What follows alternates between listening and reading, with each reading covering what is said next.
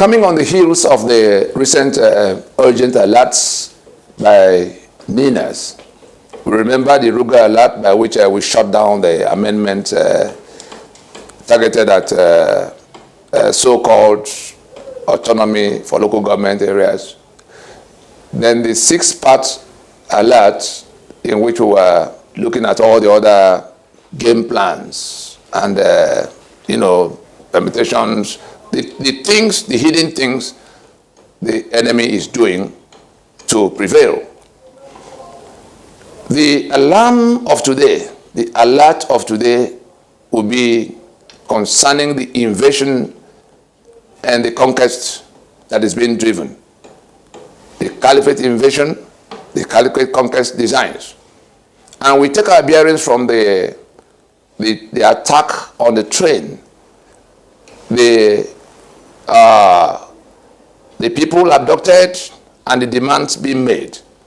We saw the videos making the video making the rounds of one of the victims, the managing director of Bank of Agriculture, who is from that part.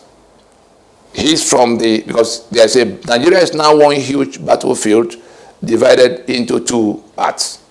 And it is that Caliphate Sharia part and the rest of Nigeria in the alliance of the Nigerian indigenous nationalities operating together as NINAS. Now, that kidnapped victim, that abducted victim from that train attack, came speaking in a video organized by the terrorists. What we are reading from what was said, because he said that their demand is not about money, and that the government knows what those demands are. And since nobody is willing to talk to us, in the kind of event it is, the president and the commander-in-chief of the Federal Republic of Nigeria should have been the one addressing us even on daily basis on what they are doing about the situation. But nothing is forthcoming several days after. And so we are reading the situation as best as we can, and it is on account of what we can deduce. We're entitled to that because we are the ones in that danger. We are the ones being threatened by this onslaught, by that terror group. And we're coming to this alert session of today from the perspective of our deductions. What are we seeing? What is our what can we perceive? What is our supposition in all of what we already knew before this new broadcast from their camp of terror? And so that question of making a demand that is known to the federal government, we are sure that people like Gumi, who used to be their spokesman, whether he's still in that role or not, would know what those demands are. But our president certainly does know. He must know. If he doesn't know, he should tell us he doesn't know. But if they say that the government knows, and 3-4 days after nobody has said anything, we assume then that the government knows what those demands are. In the same vein, we saw Malam El-Rufai, the governor in Kaduna. We heard when he talked about going to 14 different countries to offer money to people who are coming in from across to kill people under his watch. Does that not tell us that Malam El-Rufai must be amongst those who know who these people are, where they are coming from, what their demands are? We allege that he must be one of those who know. And we know how close he was and he is to the ones in Abuja. And if we go back to Dr. Obede Mlafia and what he said about what they gathered from those people in terms of what is happening now, are those now the things happening? Did Mlafia not tell us that one of the governors in the north is the commander of So in all of that, somebody cannot pretend, people cannot continue to pretend that these things are not, were not said or are not happening.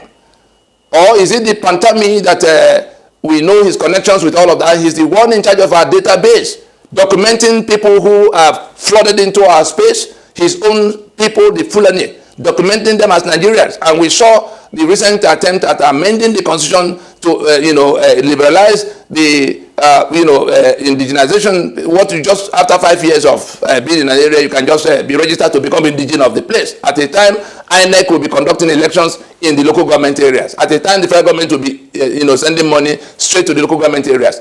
But we suspect that those demands will have to do with land and our sovereignty.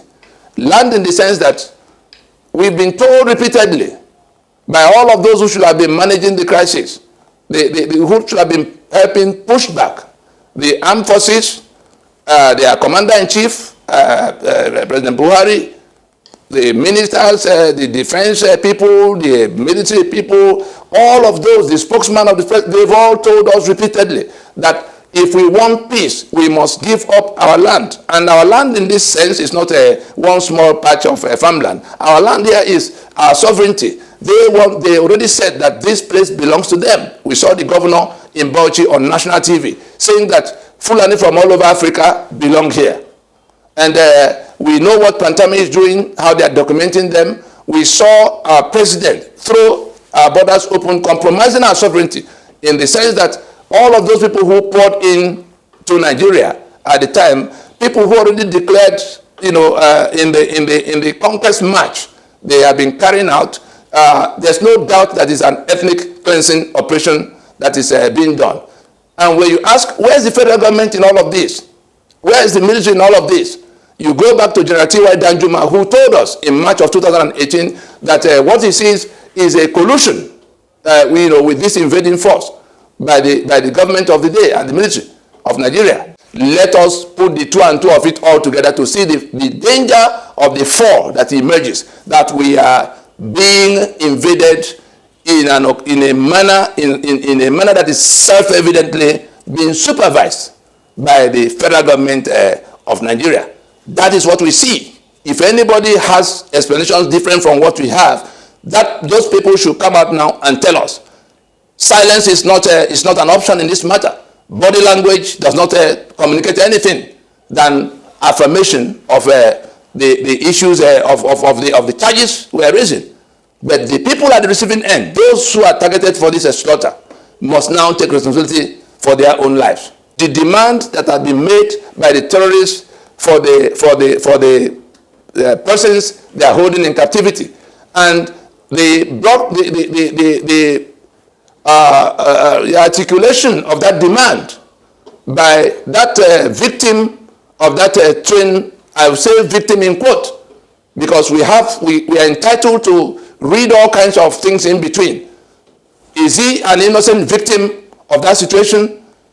Has he become the spokesman of the people to now say the government knows, and he will be saying, yes, he may have been speaking under duress, but what if not? What if there's a scheme? What if there's a collusion at that level? These are the questions we must ask. And we are saying this not to entertain people. We are saying this that we are at war, and the people who are the victims, who are the targets of that enemy that is invading, seem to be distracting themselves with all kinds of things. Some are talking about the election in 2023. Over which country? The country that is being overrun, the country that people are being slaughtered in this number across the length and breadth by the same invading force. Then we come to why nothing has happened to push back this invasion. We see that our president, who had for long been life grand patron of Mieti Allah, the same Mieti Allah that proudly takes responsibility for the activities of Fulani herdsmen, the fourth most deadly terror group on the face of the earth. And that same commander-in-chief president, who already is their patron, grand patron, life grand patron, will dip hands into the treasury and take 100 billion naira, in our very view, to hand over to that Mieti Allah. Where did that money go other than to finance the operations of the Fulani herdsmen. We're establishing the connections between the people who are doing this terror and the government that is supposed to be, defending us from them or pushing them back from us, against the backdrop of the collusion alleged by former Chief of Army Staff General T.Y. Danjuma. So our interpretation of the whole situation is that it appears as a script playing. Looking at Afghanistan and hearing what have been said by the people who we are looking up to as our government, we saw the spokesman of the president not too long ago, I think, what's his name again, Femi Adesina, who says, look, you either give up your land or you give up your life, advising all of us to please give up our land so that we can have our lives. If there's a demand now that is not money, because they said that their demand now is not money. So we are asking very loudly, what is that thing that is not money being demanded by these terrorists who appear to be enjoying some collusion from the government of Nigeria?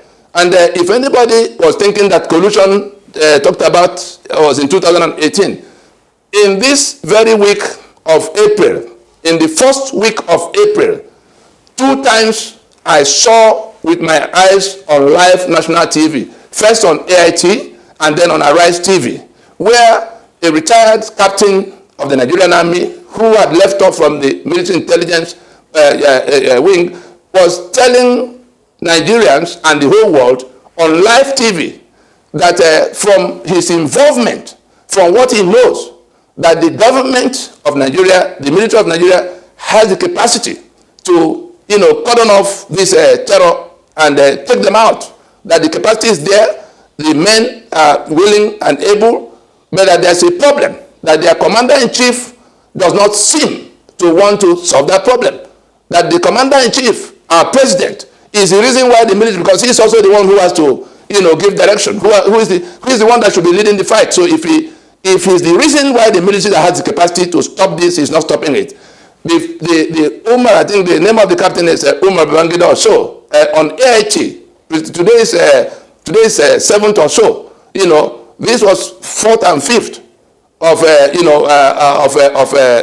April in 2022. Live national TV on AIT. Let somebody find out whether there was some captain retired, Umar Babangida, that went on national TV to say, from what he knew, from what he was dealing with in terms of offering advice both to the federal government, to the military, to the governors who have to manage the crisis, that there is capacity to solve the problem, and that Nigerians should be asking their commander-in-chief, their president, why that capacity is not being deployed, that the president is the reason why the military is not doing anything. And if you take it further back to the collusion that was alleged, you could see very clearly that there's corroboration of all the suspicions by people who are now involved, people who can tell that there's something wrong with the whole situation. And if this president, a Fulani man, is presiding over a federal government in which Fulani invaders are turning up, everything that can stop them is in place, but they are not being stopped. And even with the latest incidents in which the airport in Kaduna was struck, and then in 2 days the train was struck, the day after the train, they still came out to that expressway to block it, and then somebody in Kaduna was telling us they were just crossing the road. We're entitled to think aloud the way we're thinking now.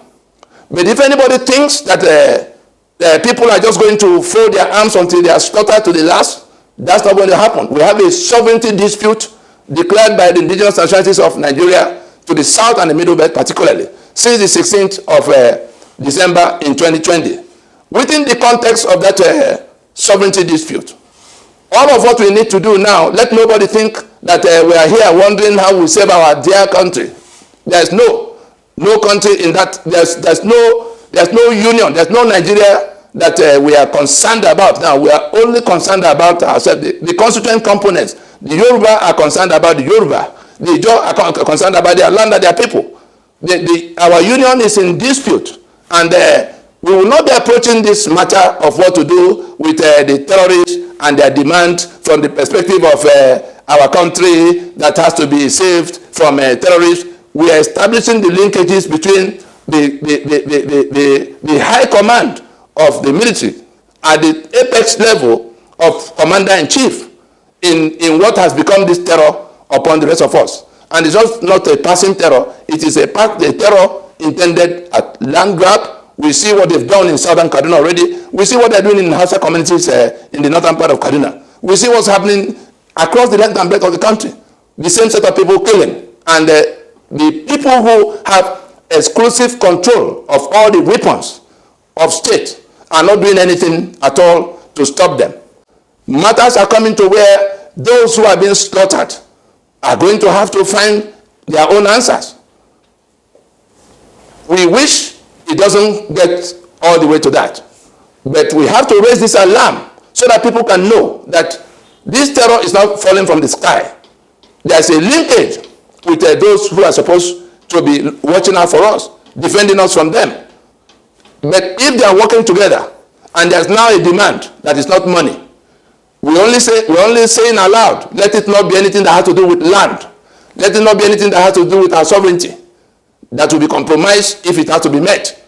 As long as it's not any of the two, whatever, if it is more cows they want, the people who put us in this mess and who are refusing to come forward to solve it in the manner we propose by our constitutional force majeure that lays out a framework for solving the problem. They're talking about the election. Those talking about that election, those going to that election who are not paying attention to these urgent issues, we pray they don't learn the hard way from the victims of this aggression. I think we'll drop it there.